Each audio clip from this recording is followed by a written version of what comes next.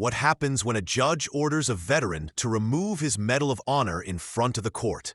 The courtroom fell silent as Judge Harold Whitmore's command echoed throughout the room.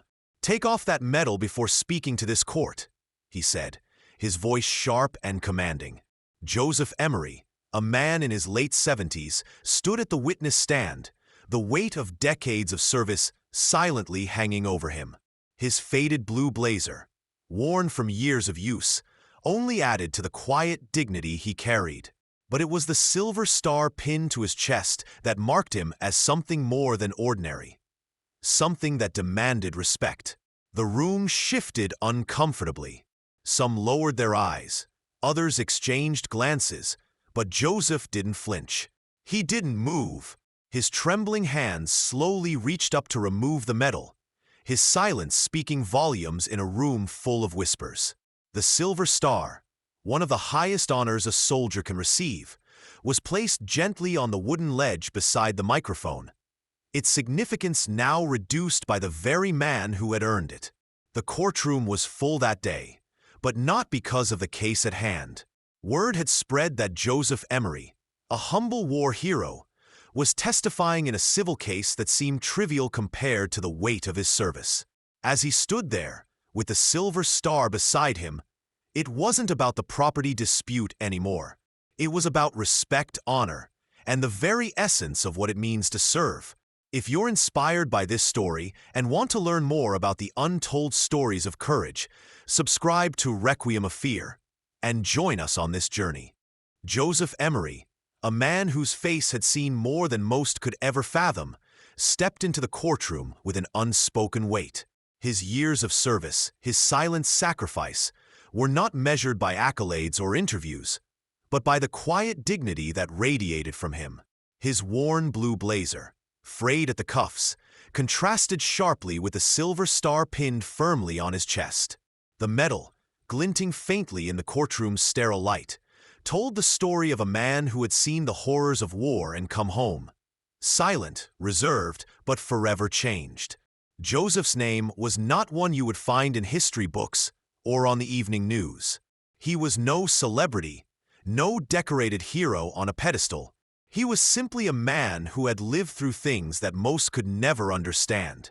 Yet, despite the years of memories that clung to him like shadows, Joseph never sought recognition. He didn't wear his medals to boast. He wore them as reminders of promises kept, comrades lost, and the price of freedom. As he stood at the witness stand, his posture was one of deliberate care, each movement slow and calculated. There was no rush, no need to prove anything. He wasn't there for the attention, or even for the case at hand. He was there because, like the silver star on his chest, his presence alone commanded respect. This was the man who had walked into the courtroom that morning. Not a figure of grandiosity or public recognition, but a soldier who had fought with honor and now stood silently, waiting for the world to understand the true meaning of respect. The courtroom was a cold, sterile environment designed for order, not emotion. It was where facts were laid bare, where decorum was enforced with an iron fist. Judge Harold Whitmore sat at the bench, a figure of rigid control. His stern face, devoid of warmth, was framed by the black robe that symbolized his unwavering authority. His reputation had been built on discipline. No room for theatrics, no tolerance for what he deemed sentimentality. Judge Whitmore's courtroom was not a place for honor or heroism. It was a place for law, for rules, and for compliance. His sharp eyes scanned the room, seeking any sign of disobedience, any disruption to his vision of what a courtroom should be. He had climbed to his position the hard way, through ambition, through rules, through strict adherence to the letter of the law. Military service? It was foreign to him. His world was one of black and white decisions, not the gray complexities of sacrifice and duty. When Joseph Emery took the stand, his presence seemed to disturb the judge's sense of order. The silver star gleaming on his chest was a distraction, a symbol that didn't belong in a place where only facts and figures should reside. Judge Whitmore leaned forward, his eyes narrowing as he focused on the medal pinned above Joseph's heart. The judge's voice broke the silence, sharp and firm. "Take off that medal before speaking to this court." The room shifted, a ripple of discomfort spreading through the gallery. The expectation was clear. Joseph was to follow the judge's orders, to comply with the rules of the courtroom. But Joseph's silence, his refusal to respond in the expected way, was already challenging the very authority Judge Whitmore had come to rely on. The judge's words hung in the air, sharp and cold. "Remove that medal, Mr. Emery," Judge Whitmore ordered again, his voice unwavering, as though he had delivered the same command 1,000 times. The courtroom was still, waiting for Joseph to comply. The silver star, gleaming faintly under the harsh lights, felt out of place in this realm of rules and logic. For Judge Whitmore, the presence of such a medal was a disturbance, a reminder of something he neither understood nor respected. It was, to him, an unnecessary flourish in a room where only facts should speak. Joseph Emery didn't move at first. His hands, worn and trembling, remained folded in his lap. His gaze was fixed on the judge, not in defiance, but with something far deeper, something that seemed to speak of a life lived in silence, a life marked by memories that no one in this room could comprehend. The people in the gallery shifted uncomfortably, unsure of what to make of the moment. Some looked away, others exchanged glances, but none dared speak. The tension in the room grew thicker, more oppressive. For a moment, it felt as though time had stopped. The judge's command was repeated, more forcefully now. "Remove it, Mr. Emery, or you will not be permitted to speak." His words were final, as though he believed his authority alone would silence the weight of Joseph's presence. The tension was palpable. This was a battle of wills, a struggle for control in a space where control had always been the judge's domain. Then slowly, almost imperceptibly, Joseph's hand reached up to the silver star. With deliberate care, he unclipped it, and in that single motion, the room shifted. The symbol of honor was now placed quietly on the wooden ledge beside the microphone, its power momentarily reduced by the judge's insistence on authority. Joseph Emery's hand hovered over the silver star, the room holding its breath. There was no anger in his movements, no rebellion, only the quiet, measured actions of a man who had seen the worst the world had to offer and who now, in the face of this small humiliation, stood resolute. His hand trembled slightly as he reached for the medal, the weight of the silver star almost too much to bear. Yet, his grip was steady as he unclipped the medal from his chest.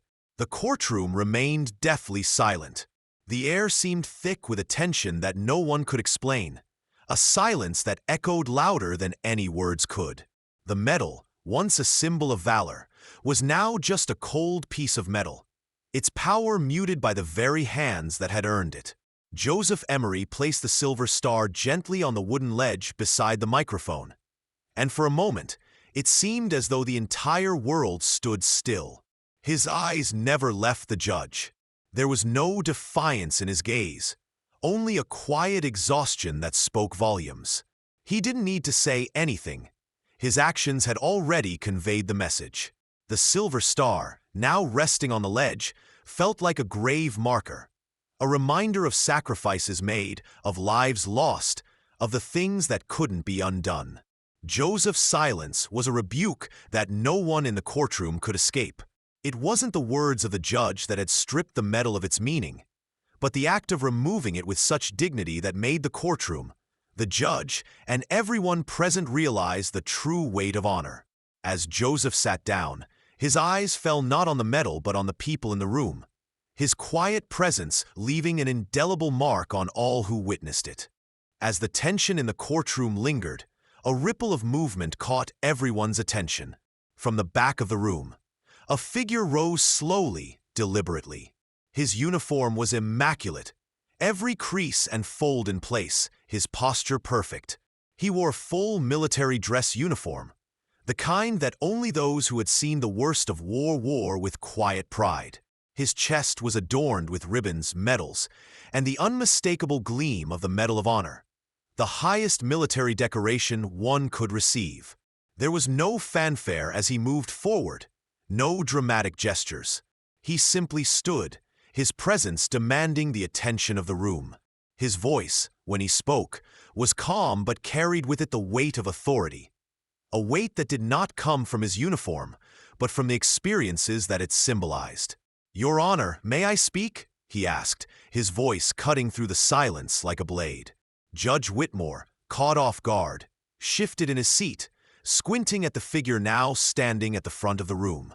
For a moment, there was a brief flash of discomfort in the judge's eyes, but he quickly masked it with his usual stern demeanor. "This is a court of law," he said, his words laced with irritation. "Unless you've been subpoenaed or are legal counsel, you have no place here." But the man in uniform was not deterred. "I am neither," he replied, his tone unwavering. "But I served 3 tours in Iraq, 2 in Afghanistan, and I have a right to address this room when a decorated veteran is humiliated on the stand." The room fell completely silent. The weight of his words hung in the air, and for the first time that day, the audience was no longer focused on Joseph Emery or the case at hand. All eyes were on the man in uniform, and in that moment, the power dynamics of the courtroom shifted irrevocably. The man in uniform stood unmoving, his eyes locked on the judge. The courtroom, which had previously been a place of formality and routine, now seemed to pulse with a quiet intensity. Judge Whitmore's rigid authority, which had dominated the room moments ago, was now under siege. The audience's collective attention shifted. No longer were they focused on the legalities of the case, but on the silent confrontation unfolding before them. The judge, visibly uncomfortable, adjusted his glasses. The corners of his mouth tightened, as though trying to maintain control over a situation that was slipping beyond his grasp. For the first time in his career, Whitmore felt a doubt creep into his posture. His usual quick retorts and sharp commands were met with the quiet resilience of the military man, whose presence seemed to fill the room, not through volume or force, but through the weight of his history and his honor. One by one, people in the gallery began to rise. The gesture was subtle at first, as if hesitant, but as more veterans in the room stood in quiet solidarity, the judge realized that the control he had once held over the room had begun to crumble. A woman in the second row, her hands tightly clutching her handbag, stood in recognition. Another man, much older, removed his cap, a silent sign of respect to both Joseph and the veteran who had just spoken. It wasn't just the uniform that commanded respect. It was the shared history, the sacrifices that were understood without needing words. The air in the room had changed completely. What had started as a trial over property disputes had become a testament to the power of silent respect and the weight of honor. The room was still, each breath held in silent anticipation. As the man in uniform stood, holding the silver star, he didn't need to speak loudly. His presence alone carried the weight of history, sacrifice, and unspoken understanding. Slowly, he raised the medal for all to see, and in that moment, the meaning of honor was made clear, not just to the judge, but to everyone in the courtroom. "This," the man said softly, lifting the medal gently, "is not jewelry. It is not decoration. It is a grave marker that happens to shine." His voice, steady and unyielding, reverberated through the room as he spoke of the men who had never returned home, whose names were etched into the very fabric of this country's history. The Silver Star was not a symbol of personal achievement. It was a reminder of the lives lost, the sacrifices made, and the unspoken bond shared between soldiers who had faced the horrors of war together. Joseph Emery had never worn the medal for recognition. It had been pinned to his chest not for pride, but as a silent tribute to those who never made it home. The man in uniform understood this. He knew that Joseph hadn't surrendered his medal that day. He had surrendered the weight of a history too heavy for any courtroom to bear. In the silence that followed, the message was clear to everyone present. Honor is not something to be dictated or diminished by rules. It is earned through sacrifice, carried in the heart, and lived in silence. What had been stripped away in the courtroom was far more than a medal. It was the essence of what it means to serve, to fight, and to give everything for a cause greater than oneself. The consequences for Judge Harold Whitmore came swiftly and unrelenting. What had started as a simple civil case had quickly escalated into a public spectacle that would cost him far more than his career. His reputation, his pride, and his sense of authority were all shattered in the wake of his treatment of Joseph Emery. By the end of the day, word had spread far beyond the courtroom. Veterans organizations, who had long respected the judge's role in the justice system, were now calling for accountability. The story of Joseph's silent dignity, the Medal of Honor, and the man in uniform who stood up for him had already gone viral.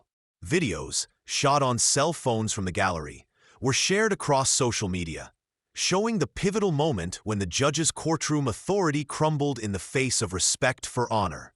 The fallout was swift. A formal complaint was filed against Judge Whitmore by the State Judicial Conduct Board. Veterans, active duty and retired, flooded the board with letters of disapproval. Over 200 signed a statement demanding public accountability, a public apology, and consequences for the judge's actions. His re-election campaign, once supported by powerful sponsors, was now in jeopardy. The very public who had once admired his dedication to law and order now saw him as a symbol of everything that could go wrong when power was unchecked. In less than a week, Whitmore had become a pariah.